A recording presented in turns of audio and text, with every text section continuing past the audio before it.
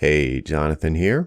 Before we get to the episode, I wanted to give you a little bit of housekeeping. Rochelle and I weren't able to record last week, so rather than leave you with nothing to listen to or a repeat from the Business of Authority archive, I decided to find something from Ditching Hourly that you might not have heard before. So today I'm going to share a deep cut from Ditching Hourly. It's a conversation between David C. Baker and myself about the 5 benefits of specializing. I think if you're a longtime fan of the Business of Authority, you will enjoy this conversation, and hopefully you haven't heard it already. All right, on to my interview with David C. Baker. Hello and welcome to Ditching Hourly. I'm Jonathan Stark. Today I am joined by repeat offender, the expert's expert, David C. Baker. David, welcome back to the show. Thank you. Like, how many times you have to show up before you get a gold jacket? Yeah, Blair's one ahead of you. I think Blair's got 3 under his belt, so... Wow, you must have been really scraping the barrel to have him on that many times. That's sad. Savage.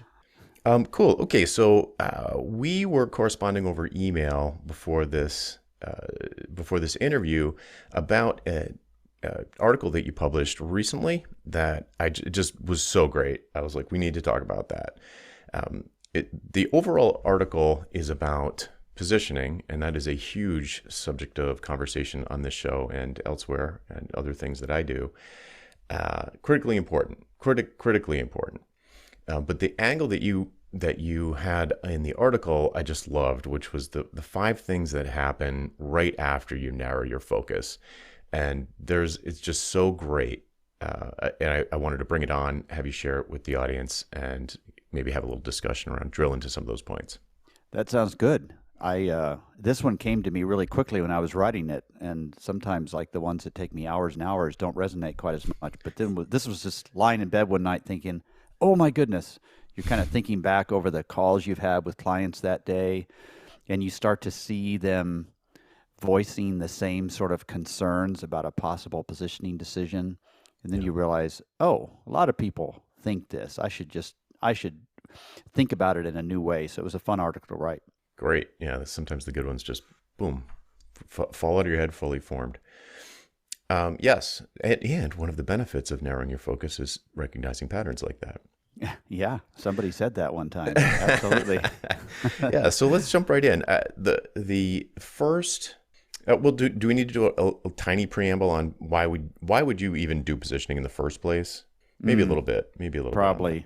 For somebody that's never listened to your podcast before, then it's hard to imagine anybody that listens to it regularly would need that. But to me, I mean, I'll just give you 60 seconds here and just a broad sweep overview. Back in the late 80s and early 90s, the moat that protected you from the competition was largely geographic. And so you just had to be better than the options around you.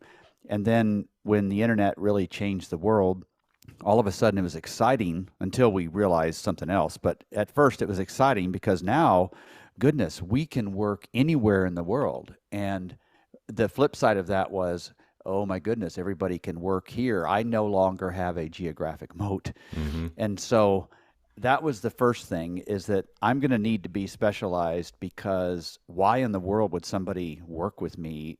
Because I no longer have the advantage of geography. Mm-hmm. But the other was that the world around us got so complicated, and there's just no way to be an expert in that many things. And so it was sort of a survival strategy. And there's lots more to talk about it, but fundamentally, sort of philosophically, that's the whole point, is that you've got to go really deep and narrow.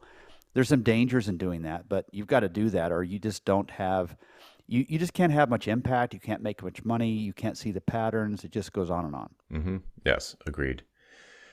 Cool. So let's get into the 5 points. So let's say you're working with someone, I'm sure you've worked with hundreds and hundreds of people on their positioning, or firms, I should say, and you convince them to do it, right? Mm-hmm. So like we're past that point, they're bought in, and you're in a meeting, and eureka, this is it. This is the one that we should try. Mm-hmm. This is the hypothesis.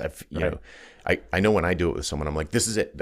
This is the one, and it's as a starting point, you'll iterate on it, but you can feel, I work on it with enough people. All of a sudden you could be like, that's the one, because it's immediately memorable. I immediately have a Rolodex moment. I'm immediately like, I know who to reach out to see if maybe I should introduce you. Like all of a sudden it clicks. There's a clear value proposition.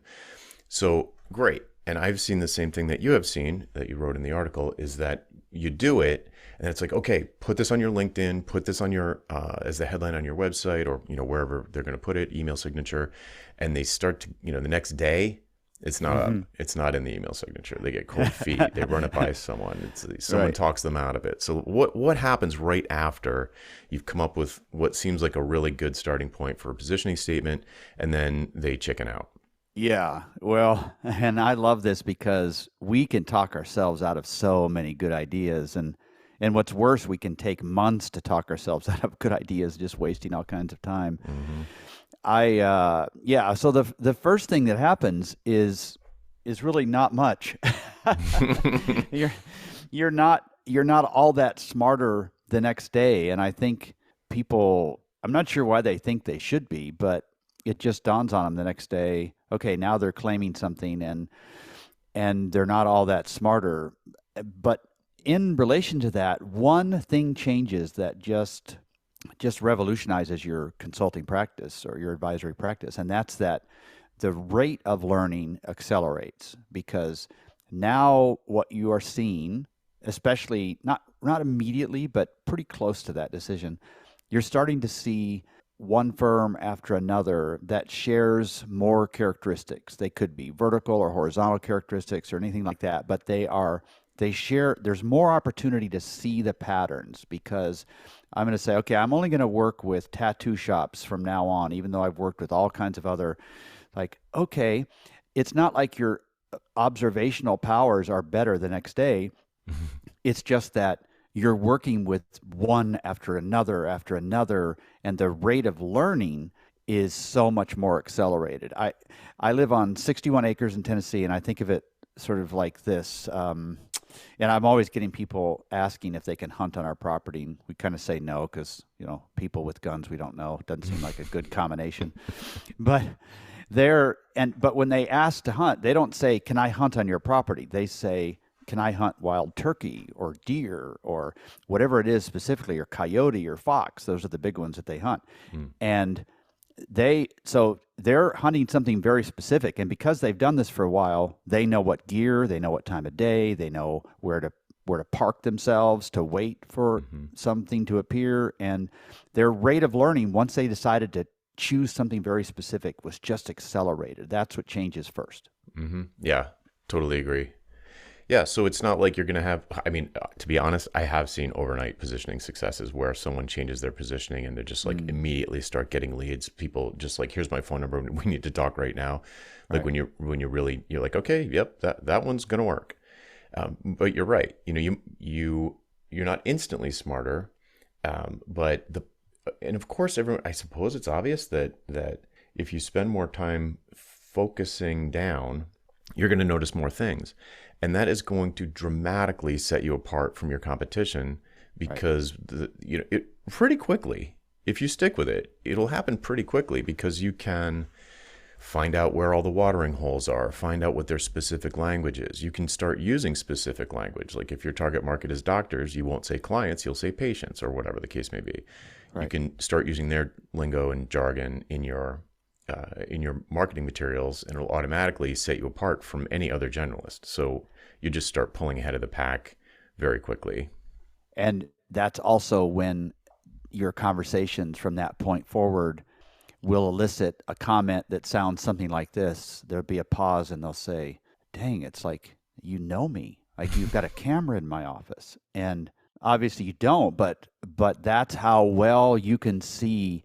When I'm talking with somebody on the phone, if I'm feeling particularly on that day, I'll often say, can I take a guess at what your revenue is? And I'll get it pretty close. And that's when there's this weird pause. It's like, how did you know that? Yeah.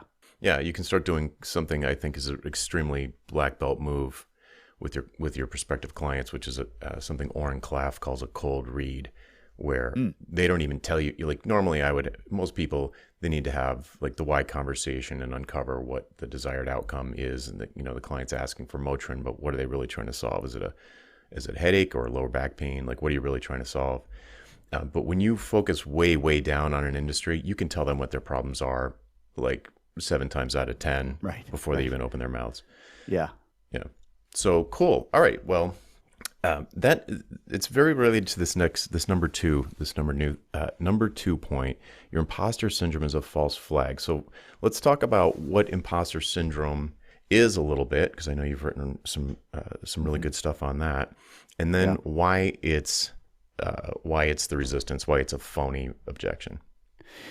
Yeah. So imposter syndrome is just simply feeling like you're not quite big enough to fill the shoes that you're claiming or something like that. I had a little moment of this early this week. I was keynoting a conference down in Miami Beach, and it was for a bunch of really high-end firms that rented out unique event furniture and fixtures and so on. And I knew a fair bit about it, but it was out of my normal feel of competence. And I just remember standing up there and saying, oh, I've tasted competence and I've tasted something less than competence, and I kind of don't want to do this anymore.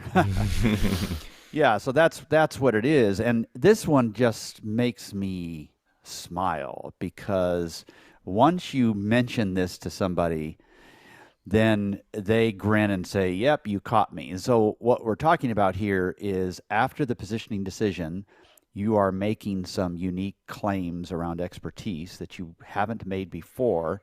And all of a sudden you feel insecure or unable to fulfill those promises. And you feel like you're cheating your clients or something. And what just makes me laugh is, and this is what I tell them, it's like, well, yesterday, before you made a decision to specialize or focus, you would have gladly taken this work, and you would have never thought twice about whether you were delivering value or not. And it's like, and now you're concerned? Isn't that funny? Yeah. It's like naming it somehow, or making it's not even naming it, because it's more like just making a claim. Yeah. Right. And what I wish is that would have occurred to them earlier, because when people come to me, I've worked with 900 some firms and then lots of others in seminars, like kind of casually. And so it's about 50 a year. And when those firms come to me and want to adjust their positioning, never once has somebody come to me and said, I want to be more effective for my clients. Never once. It's almost always, I really want to control the lead generation process for my firm, and I have no idea how to build a marketing plan on my positioning. And it's like, well, I don't either, so let's fix it. Yeah. I want to actually illustrate this with some tangibles just to make sure that this lands. So imagine that you're a business coach, and a CPA comes to you and says, hey, I'd love to get some business coaching. And you'd say, sure, let's do it. And so what David here is saying is that saying on your website, I'm a business coach for CPAs, now suddenly makes them nervous. And if a CPA came to them, they'd be like feeling imposter syndrome, because like, how could I possibly do a good job? But you would have taken the CPA yesterday. Right. It's crazy, isn't it? It's like, just I'll so work fun. with anyone, but I won't pick one, because then that will make me nervous. Right. And the truth is that today you aren't any more qualified to work with a CPA than you were yesterday. But within a week, I'll bet you're more qualified. And within a couple years, you will just completely own that space. So it's just funny to point it out to people. Nobody's ever been offended when I laugh at them, but they kind of like smile and say, yeah, I guess you're right. So I wonder if that, just to explore this just for a second, I wonder if they're naming the thing that they're feeling, they're sort of naming it wrong. Like what, because I've seen the exact same thing. It's observable. It's an observable phenomenon. So what is it? Do you have any idea what it is? What fear does that claim trigger? I wonder if it's the fear of getting caught. So in other words, if they're not specialized in coaching CPAs, then during a conversation in a client relationship, something might come up and you could say, oh, that's interesting. I didn't realize that. Or, that's different from an architect I just worked with. Oh, they've got wiggle room. Yeah, exactly. I wonder, I don't know for sure, but I wonder if that's part of it. But if I put if I hang a shingle on my website that says I'm an expert in such and such, by God, I better be. And it's pretty easy to find out if you aren't. So it's that it's just you're too far ahead of your that first day, and you haven't quite caught up with yourself. And yeah, it's I don't know. There's something really human about it, though, and I don't see any patterns in terms of, it seems like everybody sort of thinks that way. Now, where it doesn't happen is if somebody already has sort of an unstated positioning, but they're not getting any benefit from it in the marketplace because they're just not attracting the right clients. Yeah, that actually happened with me before I even knew, when I was purely generalist mindset.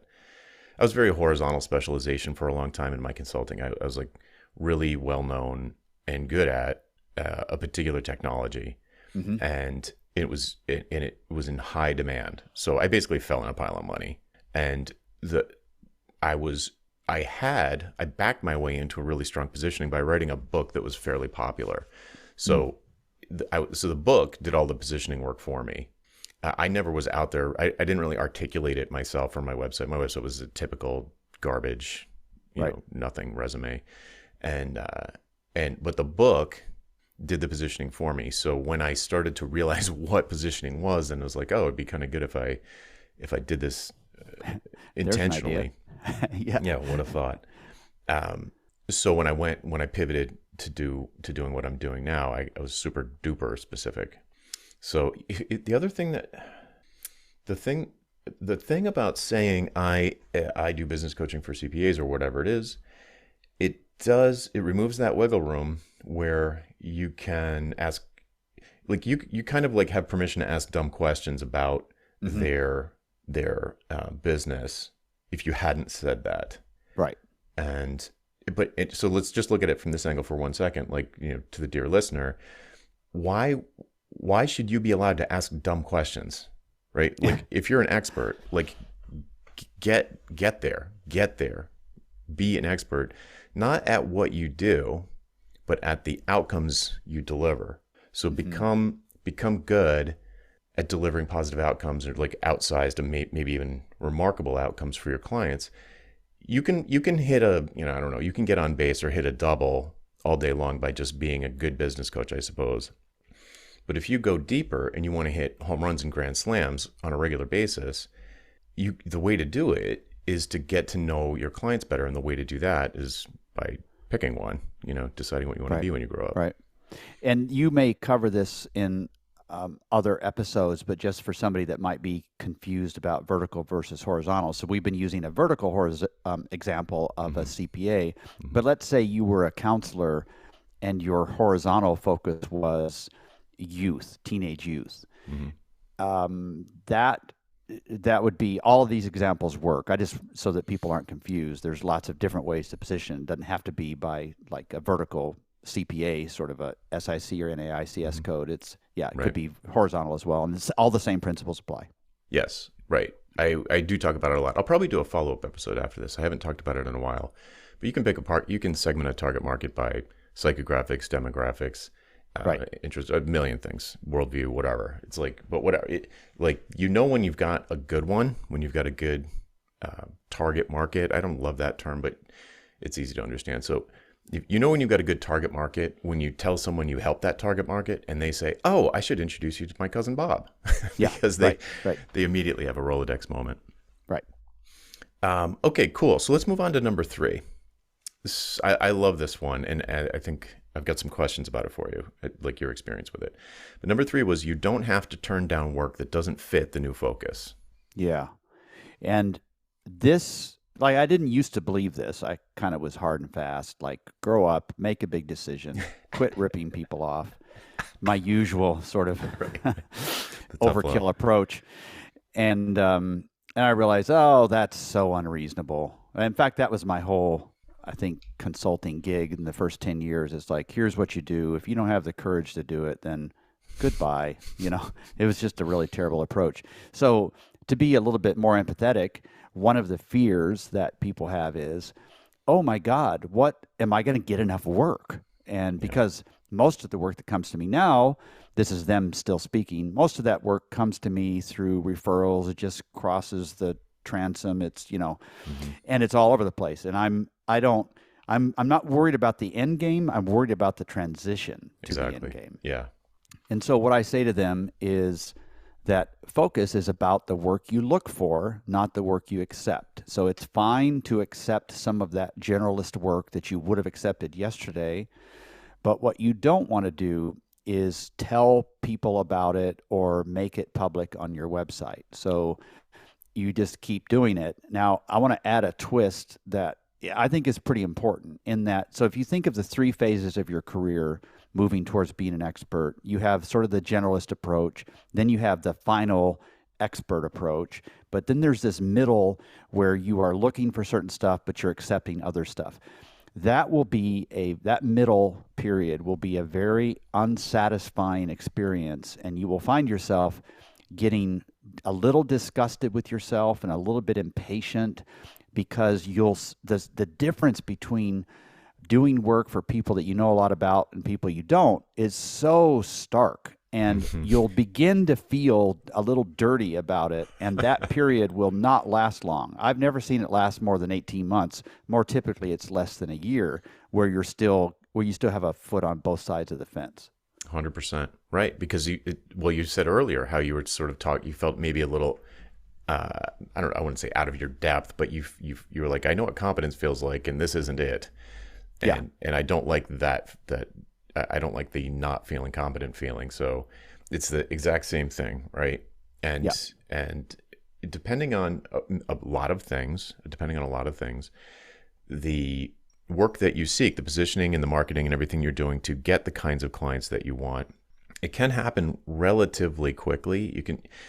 I shouldn't say it like you definitely don't complete the transformation or the transition super fast, but you can pretty quickly. Like I've worked with people who are like in my coaching program, who are really good at executing on the advice that I give them and the homework that we put together, and when they're real directed and they don't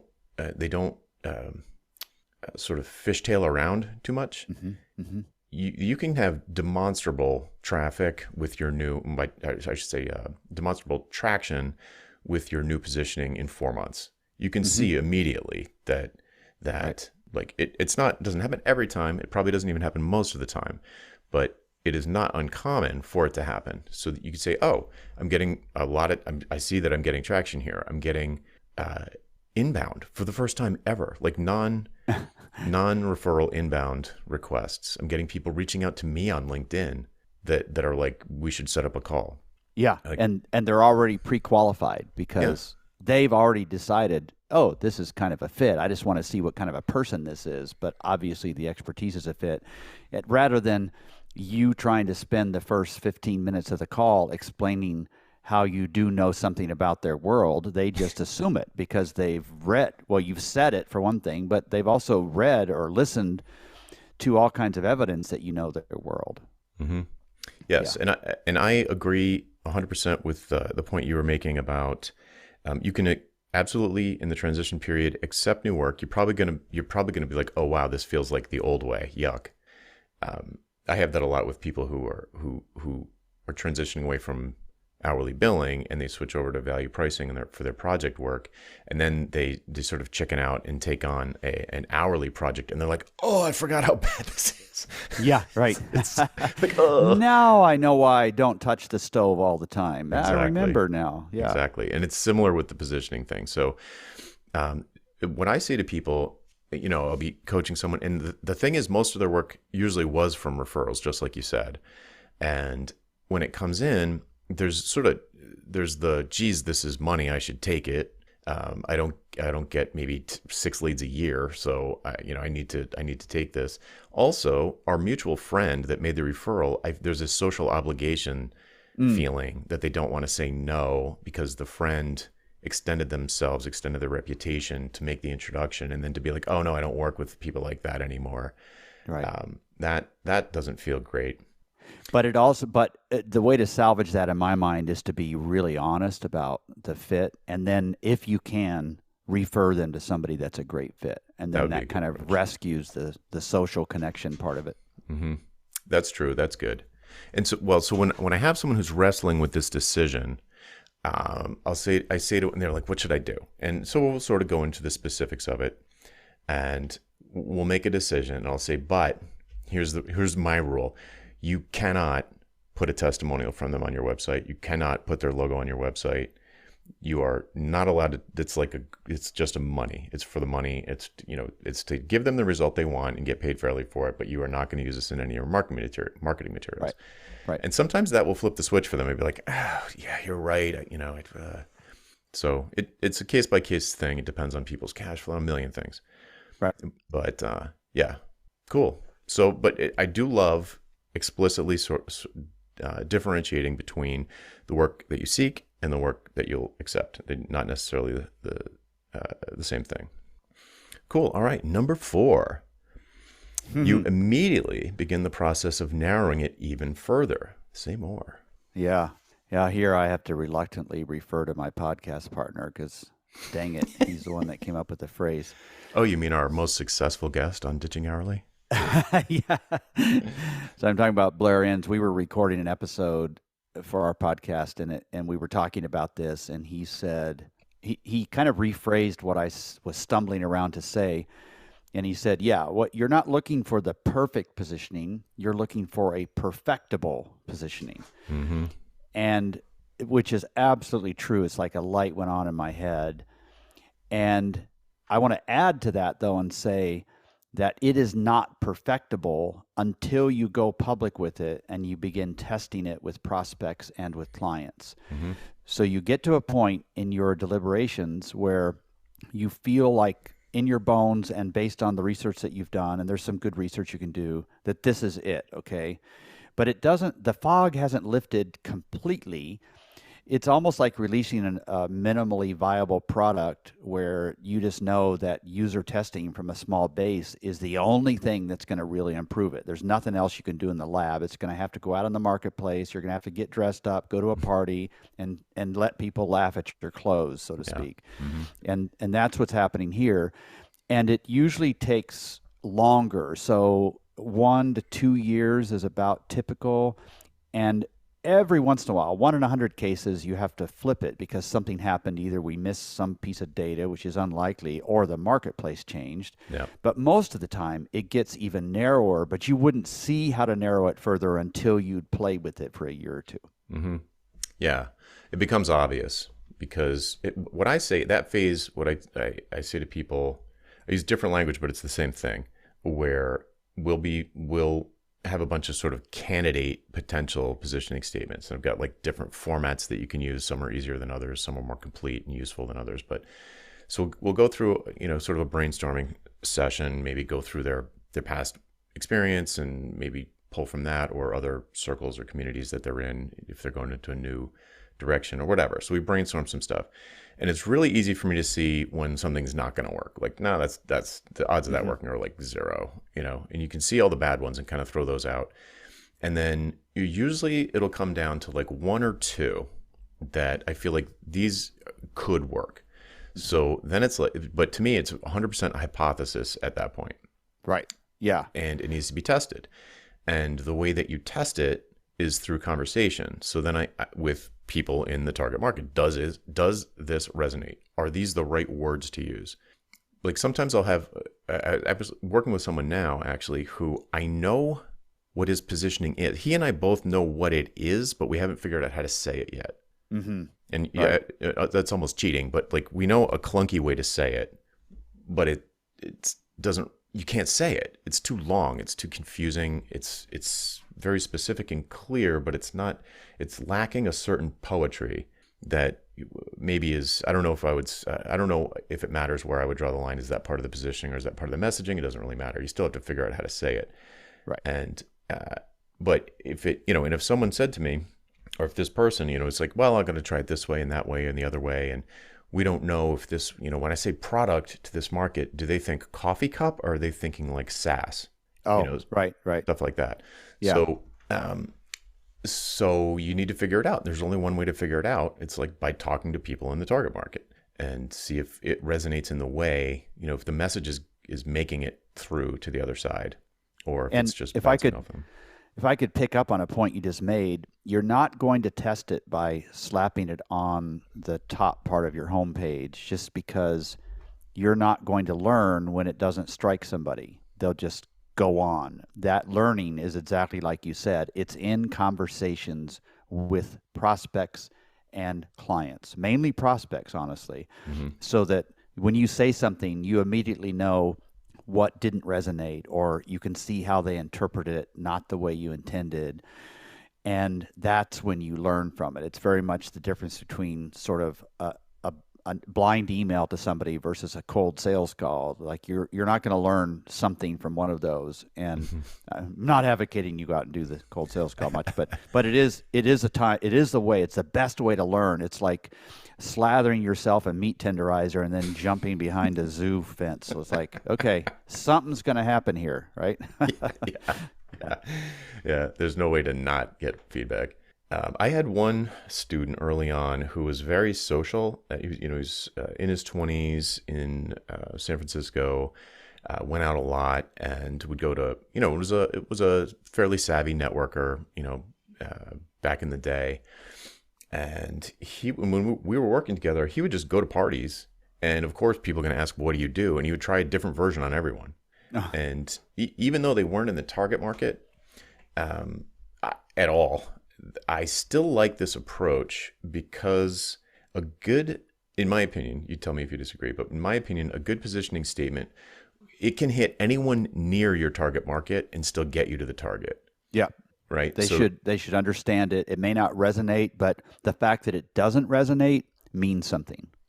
Yes. As long as they understand what it means and they say, "Oh, that's not me, but I know who somebody who is." That's a great test of a positioning statement. Right. Yeah. And this particular guy, actually, he had a bizarre target market. I had never even heard of this profession before, that he was going to serve. And I think it was called a college counselor. And they're people who they are consultants basically that parents of high school children will hire to help get their kids into a really good school without breaking the bank. So it's sort of a advisory position. Right. And he gets in a cab, and he's the same guy. He's like always bouncing the idea off people.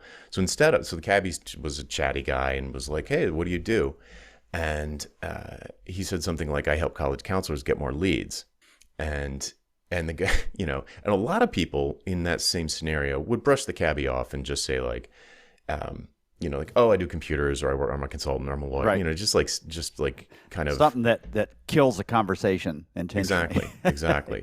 So instead, and I'm a big fan of not judging the listener or the asker and just telling them the truth and not judging that they won't be capable of understanding what that thing is. Right. And sure enough, he said, "Oh, I help college counselors get more leads or better leads or whatever it was, increase their income." He's like, "No way, my mother's a college counselor." Oh, just put you guys in touch. that's great. Yeah, busted. Right. Yeah. So I love that story for both of those reasons. One, it's like don't judge the person who's asking what you do. Just tell them. Don't try and cater it to, I don't know, like to me, it's like super obnoxious to change it for everyone that you talk to. And then the other thing is, it's like you just never know, right? Like you never know. It's like everyone is so connected these days between social media and whatnot, that if you're really clear about who it is that you're here to help, they will gladly make an introduction, so it's when it starts working, everybody says the same thing to me. Like when you nail it, everyone says the same thing. It's like magic. And it's fun now. It's not, new business is not something I dread, but I have to do it.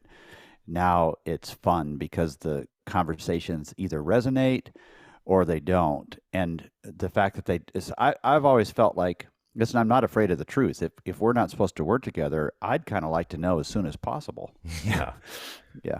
If I don't want to have a conversation with somebody and they ask me what I do, I'll just say I do financial risk assessment for credit unions, and that always shuts it down. It's like no more chit chat after that. I sell life insurance. You want to talk?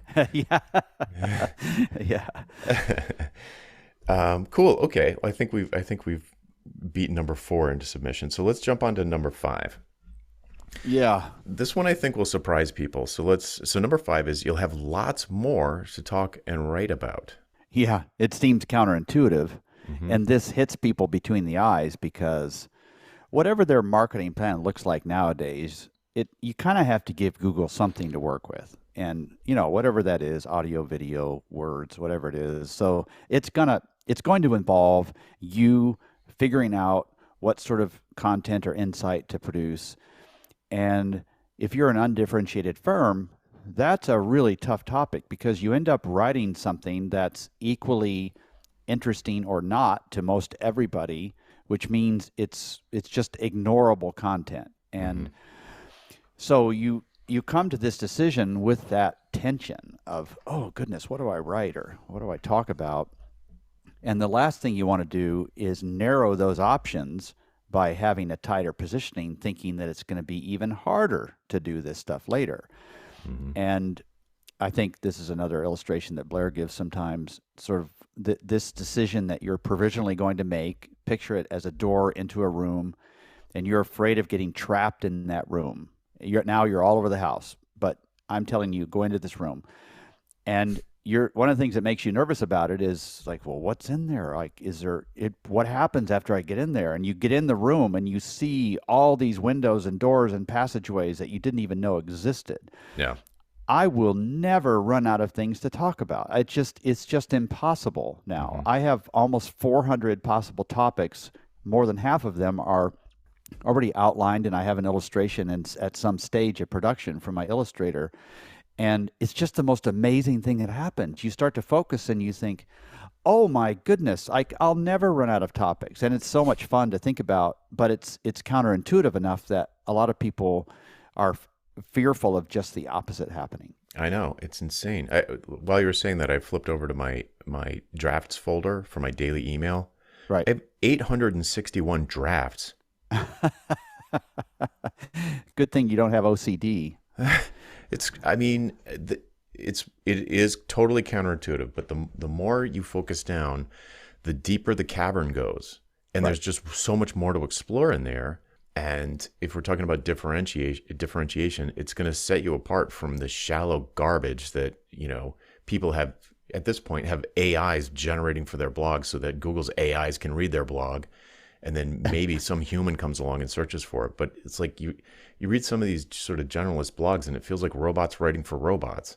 Yeah. And it used to just bore me, and now it just annoys me because I've wasted my time yet again. When I go back to LinkedIn and I see a bunch of notifications that somebody's just contributed something, I'm really hesitant. It's like, okay, but you better not waste my time. This better not be some 7-point listicle that any high schooler could have written. And it's so much fun. I love the fact that it's just a wide open. If I decide that I wanted to mine gold in my spare time, I'm not going to go out with a shovel and just start digging. I think I'll start in the backyard, and then I'll go to the front yard, then I'll go to the neighbors after dark. And no, you figure out where the gold is, and then you dig very, very narrowly and specifically with the right tools, and that's where you're going to have the most luck. And it's different for every other focus. And I don't know why we don't kind of get that when we translate those principles to our world. I know. I don't. It's just not modeled well. I don't know, right? It seems a little. I mean, I guess there is a paradox, a seeming paradox to it, which is like the more I focus my business, the bigger it gets. Like that seems impossible. And I've heard people say like, oh well, I only got 10 leads this year, and they were all over the map. If I focus down on just the dentists, then I'm only going to get 1 lead. Right. And it's like, no, you're like right now. I like the fishing analogy. It's like right now, when people say, oh, I don't want to, why would I focus down when I could be a generalist and cast a wide net? And it's like, no, you've got the metaphor wrong. It's the net is your marketing ability. So the net doesn't change. So being a generalist is fishing in the ocean with a teeny little net or like a single hook. And being a specialist is like fishing in a barrel stocked full of trout. Right. It's not Nike has a big net. Apple has a big net. you as a soloist, I talk to soloists mostly. A soloist does not have a big net, and they're never going to. So you need to have precision tools and focus your energy where it's going to be the most effective, and that's in the barrel of fish. Not, I mean, the ocean has. I looked it up. It's got 3.5 trillion fish estimated. Wow. 3.5 trillion. Why would I fish in a barrel of 1,000 trout when I could go out and get 3.5 trillion potentially? Right. It's like, okay, go ahead and go out on the ocean in your But that's little why dinghy.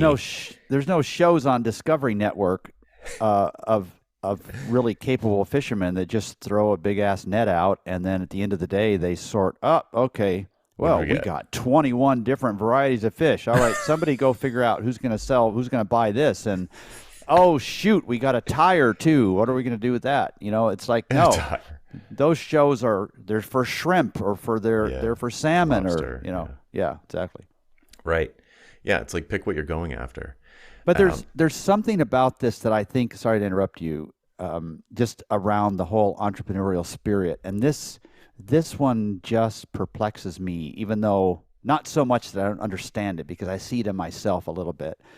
But the best entrepreneurs are risk takers, and they have can-do attitudes, and they're disciplined enough, and they're smart enough. They don't have to be brilliant, but they need to be above a certain level. And if they were starting out at the very beginning and they wrote out a list of things they could probably be successful at, there'd probably be 20 things on that list. Right. And now they're just choosing one. And yet still they have this scarcity mindset that, oh my God, if I run out of opportunity, what's going to happen to me? And it's like the entrepreneurs I know, not a single one of them's going to starve. They're going to figure something out. That's not a really valid risk. It's not a valid argument about specialization, running out of opportunity, or running out of things to talk about either. It's the same thing, just the other side of the coin. Right. Yeah. I mean, that's the thing. It's like you couldn't eat 3.5 trillion fish if you could even catch them all. But if there's 1,000 trout in a pond or a barrel or whatever, you could probably only handle 10 of them. Right? There's like way more opportunity than I think part of the disconnect where the scarcity mindset comes from is because I think the human brain is just really bad at large numbers.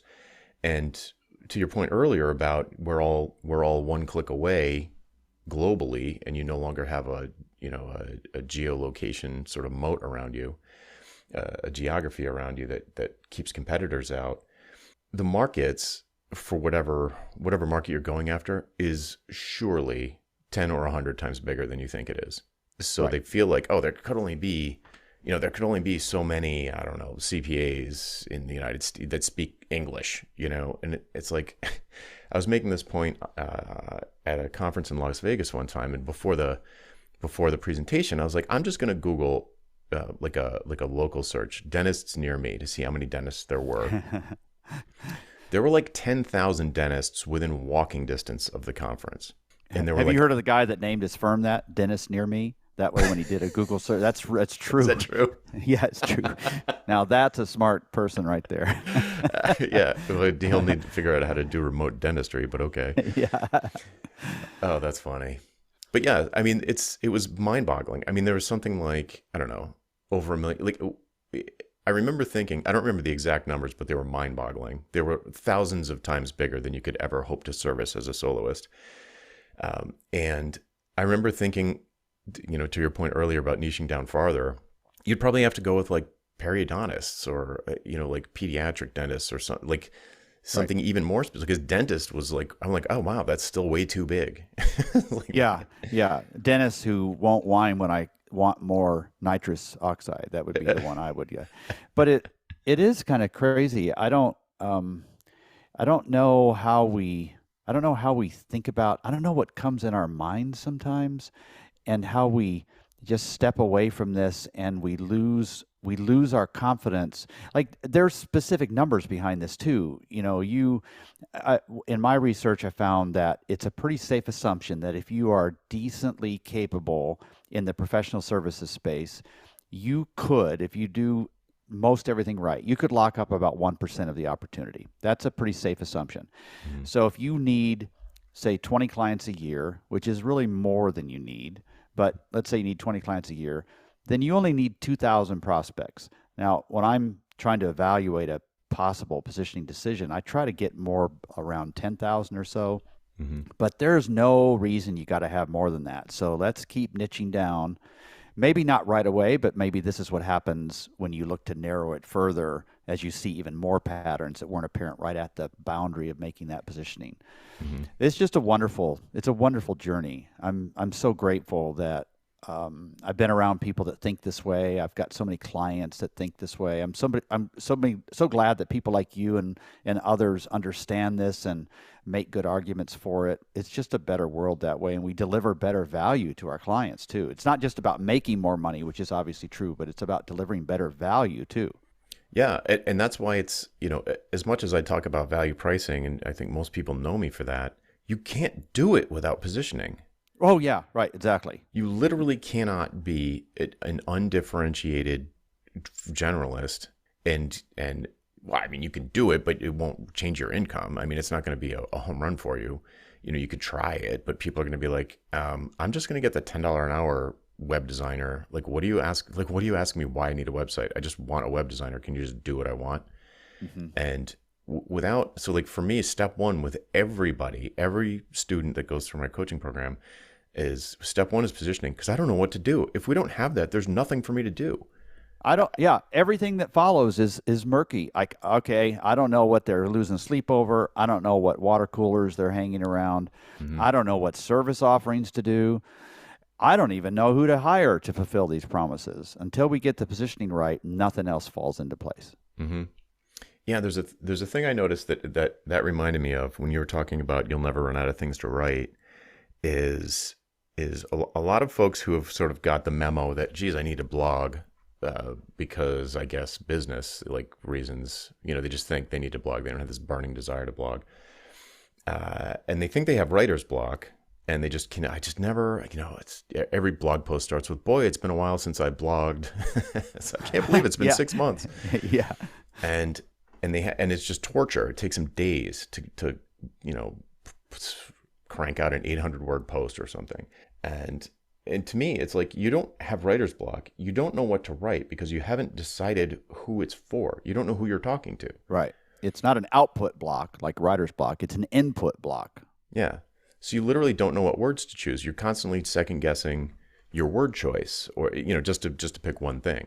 You don't know if, like I said before with the doctors, you don't know whether you should talk about guests. It's like if you're talking to a hospitality client audience, or patients if you're talking to like a medical audience, or clients if you're talking to professional services, or customers if you're talking to product businesses. You don't even know what to call the people they sell to. So how are you gonna, and that's just one example. There's just hundreds of these things that come up and you're like, I don't know what to say. It's like, because you don't know who you're talking to, you just have to pick. And then that's when a blog, go ahead. Yeah. And then all of a sudden you're like, oh, now I know what to say. And that's when a blog devolves into a newsletter where you know how to talk about this, and it's just like nobody really cares about the new person you hired, or about some of the work you did for somebody else last year that doesn't relate to them at all. And yeah. Right. And it's like, and there more and more, I see more and more people talking about this. It could be confirmation bias because I'm aware of it now, and I sort of swim in these circles, but I do see more people talking about the benefits of niching down. And this particular, I love this particular article that you wrote, because it focuses right on that point after you've already figured it out. Like, we could talk for days about how to do it, how to convince yourself to do it, why it's good, and all those things. And some of that's come up here. But I really liked that point right after, the sort of buyer's remorse of of positioning. Yeah. And then like, okay, we've got a hypothesis here. Like, and maybe they even go for it. They start talking about it on LinkedIn. Usually I have people, if their audience, their new target market is active on LinkedIn, I'll just say, all right, let's just change your headline there on your LinkedIn and see if anything happens. And sometimes it does. And it requires so much courage. Meanwhile, there are people in Ukraine defending their homes with guns, and we're terrified of changing our LinkedIn title. You said something earlier about that. The entrepreneurs have 20 different things they could do, and like, there's a whole conversation to be had about the sort of human animals, the modern human or whatever you want to call it, current crop of humans, they're just so bad at accurately estimating risk. Like people are, there's two components to risk: likelihood of a loss and the impact of a loss. Yeah. And you talk to people, that just like, okay, just update your LinkedIn headline, and they act like the likelihood of a huge loss happening is imminent. It's like high, and it's like, what could go wrong? What possibly could go wrong? When that happens with me, and this is always plan B, C, or D, it's never my first choice. If I cannot get them to publicly abandon their generalist approach, then I just tell them, okay, all we got to do here is, I don't know anything else. We just got to do a sub brand. You can't have two marketing plans. Lord knows you've not even done one well. So I'm not going to expect you to do two, but you've never done marketing for this generalist firm the way it should be done anyway. Those things will be coming anyway, just like they always have. Here, your marketing plan is going to be around the sub-brand. I don't think it's the first choice you should make, but it's much better than just sitting there and not making a decision. Mm-hmm. Yeah, I do something similar with sometimes, honestly, I haven't had someone that just couldn't. I think I probably scared those people away. Like, people know when like, this is part of the deal if you're going to work with me. Right. But there have been times where I had really heavy resistance from someone. And so what we did is we would create a service, like a productized service, and then we would do all the positioning on that and make that thing, this, instead of saying I help, I don't know, musical equipment manufacturers kick copycat products off the internet, or, something really nice and crispy. If they can't bring themselves to do that, they're getting too many referrals or whatever, and then they like it, then say, okay, let's make a productized service that is for someone specific, like hyper specific. It has and once you pick that, then you can say, okay, what promise can we make to those people? What is the thing what's their expensive problem? What can, what are but it's, instead of saying I help blah, blah, blah, blah, it's like, this service is for people like this who have this kind of a problem, and it's unlike the other options in these ways. And sometimes that's been an approach that would get people to move forward. Yeah. I actually had one friend who, it wasn't a student, but a friend of mine who had a firm, kind of maybe a little small at the time for somebody you would work with, I suppose. But, I think it was about 4 or 5 people, and he was sort of a co-founder, and he was trying to convince his partners to niche down on people who sell on Shopify. They were just a sort of generalist web design firm. Right. And he's like, let's just focus on Shopify. This was a while ago. Shopify was still new, but it seemed to really be happening. Couldn't convince the partners to do it for all the reasons that you probably have heard a million times. And he said, okay, what about this? Let's start a different website with a specific name, and we'll just sell this. It'll just be one page, and it'll just be for people who sell like physical goods on Shopify. And they're like, all right, yeah, fine, do that. I don't know, like 18 months later, it was the entire business. Like it just like completely proved the model.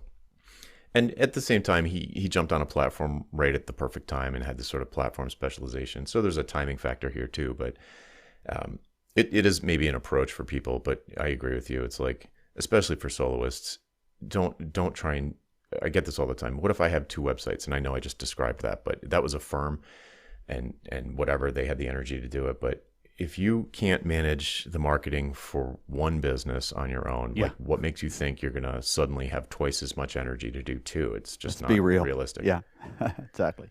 Cool.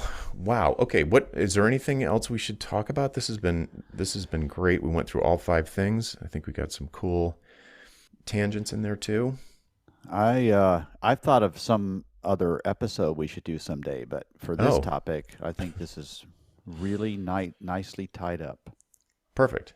Great. Well, this has been super fun. Where can people go to find out more about you online? So my business website is davidcbaker.com, and there's lots of free stuff. Almost everything there is free if you want to learn more. And then the most recent book is The Business of Expertise, which is at expertise.is.is. So those 2 would probably be your best bets. Cool. Yes. And listeners, if you haven't heard the previous episode that we recorded together, it was about that book. So if you're curious about that and want to check it out, just search back through I don't know how you actually do it. I guess just search back through in your podcast player for David's name, and you will find that. And also sign up for his mailing list. It's one of the best I'm on, and I'm super picky about mailing lists. I'm always glad I read it, even though they're not short and sweet like mine. They're long and sweet. So I'm always glad I read it. And look, invited you on the show to talk about one of them. Thank you for having me, Jonathan. I appreciate it. All right, folks, that's it for this time. I'm Jonathan Stark, and I hope you join me again next week for Ditching Hourly. Bye.